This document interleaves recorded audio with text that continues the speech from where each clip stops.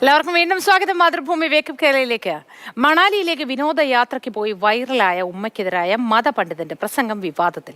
ഭർത്താവ് മരിച്ച സ്ത്രീ വീട്ടിൽ അടങ്ങിയിരിക്കാതെ യാത്ര നടത്തുന്നത് തെറ്റാണ് എന്ന മതപണ്ഡിതന്റെ നിലപാട്. സമസ്ത AP വിഭാഗം പണ്ഡിതനും സുന്നി വോയിസ് എഡിറ്ററുമായ ഇബ്രാഹിം സഖാഫി പുഴക്കാട്ടിരിയുടേതാണ് പ്രസംഗം. 25 വർഷം മുന്നേ ഭർത്താവ് മരിച്ച ഒരു വല്യമ്മ, 25 വർഷം മുന്നേ ഭർത്താവ് മരിച്ചിട്ടുണ്ട്. ഒരു വല്യമ്മ ഏതെങ്കിലും മൂലയിരുന്ന് സലാത്തും ദിക്റും ചെല്ലണീന് പകരം ഏതോ ഒരു അന്യ സ്റ്റേറ്റിലേക്ക് മഞ്ഞ് കളിക്കാൻ വേണ്ടി പോയതിന്റെ വീഡിയോസ് കണ്ടവരായിരിക്കും എന്റെ മുമ്പിലുള്ളവർ. മഞ്ഞ് വാരിങ്ങനെ ഇടുകയാണ് മൂപ്പത്തി.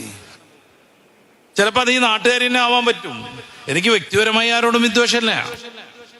25 വർഷം മുന്നേ ഭർത്താവ് മരിച്ചിട്ട് ഏതെങ്കിലും മൂലക്കിരുന്നിട്ട് ദിക്റും സലാത്തും ചെല്ലുന്നതിന് പകരം നങ്ങങ്ങ് ദൂരെ മഞ്ഞ് പെയ്യുന്ന ഒരു നാട്ടിൽ പോയിട്ട് മഞ്ഞ് വാരിയിട്ട് ഫാത്തിമോ ആവാ ഖദീജോ ആവാ ഇതൊക്കെയാണ് ജീവിതം എന്നും പറഞ്ഞിട്ട്.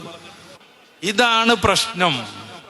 നമ്മൾ ആലോചിച്ച് നോക്കുക. ഈ സോഷ്യൽ മീഡിയയിലൊക്കെ തിളങ്ങി നിൽക്കുന്ന എല്ലാ പോഴത്തക്കാരും ഈ സമൂഹത്തിന്റെ പേരുകാർ. പ്രസംഗവും തുടർന്നുണ്ടായ പ്രചാരണവും ഉമ്മയെ മാനസികമായി ഏറെ വേദനിപ്പിച്ചു എന്ന് മകൾ ജിഫാന മാതൃഭൂമി ന്യൂസിനോട് പറഞ്ഞു. പിന്നെയും ഉമ്മാക്കൊരു എല്ലാരും കൂടുന്ന ഒരു വേദികളിൽ പോവാനോ അല്ലെങ്കിൽ ആരോട് സംസാരിക്കാനോ ഇടപഴകാനോ ഉമ്മാക്ക് പറ്റുന്നില്ല.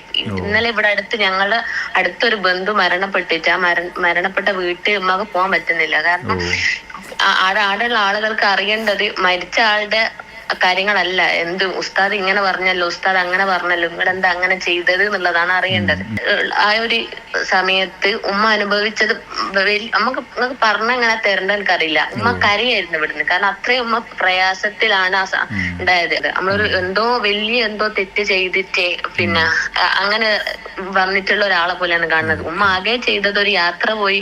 ആ യാത്ര പോയ ആ സമയത്ത് ഉണ്ടായൊരു സന്തോഷം. ഉമ്മാക്ക് ഇൻസ്റ്റാഗ്രാമിനെ കുറിച്ചോ യൂട്യൂബിനെ കുറിച്ചോ ഒന്നും അറിവുള്ള ആളല്ല.